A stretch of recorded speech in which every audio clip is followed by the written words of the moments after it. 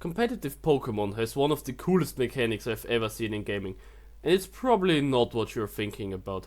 Because I'm not talking about something like critical hits, status effects, or protect. No, I'm talking about a mechanic that allows you to pick the Pokemon you want to bring to a battle before the battle instead of bringing your whole team. For anyone confused, in competitive Pokemon you don't bring your whole team of 6 Pokemons to the battle, but only 4 of them.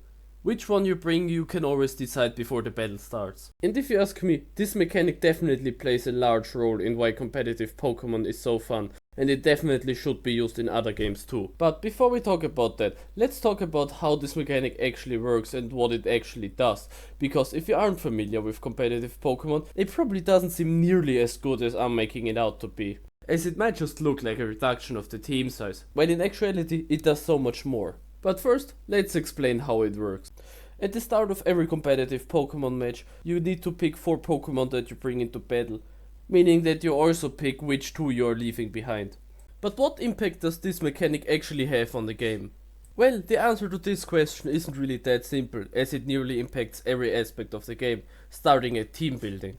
Here, you don't just build a single team consisting of 6 Pokemon anymore. No, you use your 6 slots to build 2 or even 3 teams. Or in case you only want to focus on one team, use it to at least gain a lot of variety in that one. This allows you to combine multiple team archetypes like Rain and Perish Song, or even ones that completely contradict each other like Trick Room and Tailwind. Another benefit this mechanic brings for team building is that when you change something in your team, the change has much less impact than it otherwise would. This is because even in larger changes, like when you switch out an entire Pokemon, you don't always bring the Pokemon to the battle, meaning that it doesn't affect every single match. And smaller changes like just switching out 1 or 2 moves have even less impact, as you won't be using them in most of the matches anyways. This allows you to prepare for more specific matchups with which you would otherwise struggle with. This is very important for terrain or weather based teams, as a single terrain or weather setter on the enemy team can completely counter their strategy. One current example of this being Miraidon, which gets completely countered by Rillaboom, as it can just override the electric terrain by just switching in. But I think the most interesting form of this mechanic isn't in the team building, but in the draft itself, where it just adds another layer of strategy to the game, as every time you load into a match and see the enemy team, you always have to think about which Pokemon you should bring against them, if you're bringing Team A, Team B, or a weird mix of them. And this decision never stays the same across multiple matches, as it doesn't just depend on the Pokemon the enemy has, but also on the player who is piloting the team. As depending on that, the Pokemon that he brings will probably also change. But for an example of this, in the background footage I saw that the enemy has a Miraidon, meaning that I really don't wanna leave Rillaboom behind. But I also saw that he has a Trick Room mode, meaning that I wanna bring some more bulky Pokemon and leave Cataracts and Tornadus behind. But if I noticed throughout the best of 3 that he doesn't wanna play Trick Room, I can use that to go for more aggressive leads and Pokemon combinations. And if I notice that he is too afraid to bring Miraidon, I can use that to leave Rillaboom behind and bring a Pokemon that's more suitable to the rest of the team.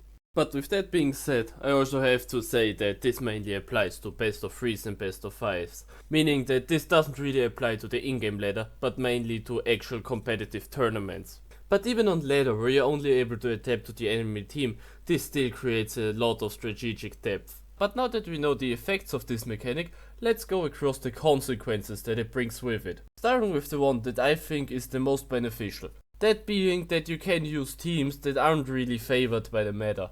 Be it because the counter is just very strong in the current meta, or there are just generally a lot of counters to your strategy, you can always avoid these counters by just not bringing the Pokemon and only bringing them in matchups in which they can really work. This creates a lot of variety in the meta, as it is much easier to implement for fun strategies into your team, making it that not every competitive player is forced into playing the same 3 teams. Meaning that when playing or watching competitive Pokemon, you can still often see more fun strategies being brought to the battle and even winning tournaments. But this mechanic also has the opposite effect, where it can keep Pokemon from becoming OP. This is because it is very easy for pretty much any team to put in a counter for that Pokemon, even if it doesn't really suit the team, creating a sort of automatic balancing for OP Pokemon, which is very important for Pokemon, as balance changes only arrive with new generations. This just increases the variety of Pokemon teams you will see even further, as even OP Pokemon can't just be used in every match and you still have to think about if you want to bring it or not. Additionally, this minimizes the effect on the meta one OP Pokemon will have. While an OP Pokemon will still have an effect on the meta, as every team has to fit a counter to it, the effect will be far from as prominent as it would be without the mechanic. In short, the mechanic increases the team variety in the game by a lot, allowing you to use more niche and fun teams, while also making it that OP Pokemon aren't as prevalent as they would be otherwise. While also adding another strategic layer, this letting you decide how you want to play the game depending on your opponent's team and how he uses it. But that begs the question, why aren't any other games using this mechanic or similar mechanic? Well, most actually do, as in most games you only pick your character after you have loaded into a match, meaning that you technically do have this mechanic, but your choices aren't limited to a pre-built team, but instead to the entire raft of characters. And I wouldn't really let that count for this question specifically. And for all the other games, the answer is pretty obvious, as in most games you don't have to build a team before the game starts. Instead, you pick one character out of the entire roster before the game starts or after you load into a match, with the only games that really involve team building being card games. And here an entirely different problem arises, as here your team, or your deck in this scenario, doesn't consist out of 6 cards, no, it consists of 20 or even more. And with that amount of cards it just wouldn't make sense to add a draft phase, as drafting your cards would just take an eternity. And if you wanted to actually look for your opponent's team to know which cards you should bring, half of the match would just be the draft phase. And adding that amount of time effort per match just wouldn't be worth the additional strategic depth. The only game that I can think of that could pull this mechanic off would be Clash Royale. And I think it would really work out very well. Especially with all the L's Clash Royale has taken in the past few weeks, this would definitely be an important win for it. But why would this mechanic work out so well in Clash Royale, and why do I think it would be so great for it? The biggest reason for that is that winning a Clash Royale match isn't just about skill, but also about matchup. In fact, matchups are so important that often you can say based on the matchup who is going to win and who is going to lose. And having the ability to adjust your deck before a match wouldn't just reduce the amount of bad matchups you would have, but also the impact the bad matchup would have on the outcome of the match. Additionally, the difference between two similar cards in Clash Royale is much bigger than the difference between two similar Pokemon in Pokemon, as you can always customize moves, abilities and even stats, while in Clash Royale the roles the card can fill are always set in stone.